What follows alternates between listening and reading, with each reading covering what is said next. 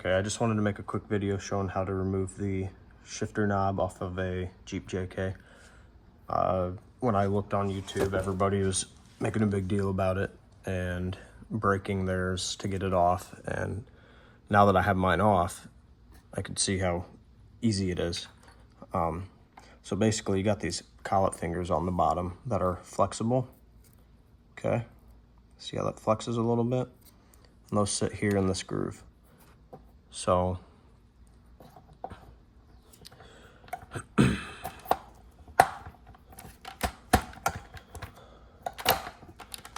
right, so see, it's all the way on.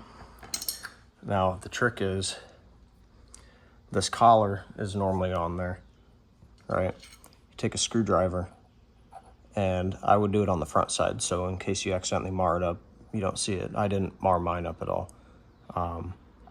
But you take your screwdriver and just set it on the lip of that locking ring, I'll call it. Set it on there, and you just give your screwdriver a good couple taps, and it'll slide down on that shaft, exposing these fingers.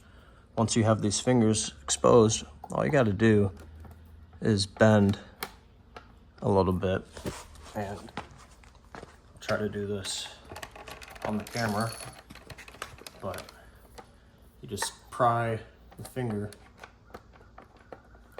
and maybe get two of them at the same time. See how easy that was? I barely even pulled on that and it popped right off. So that's the trick.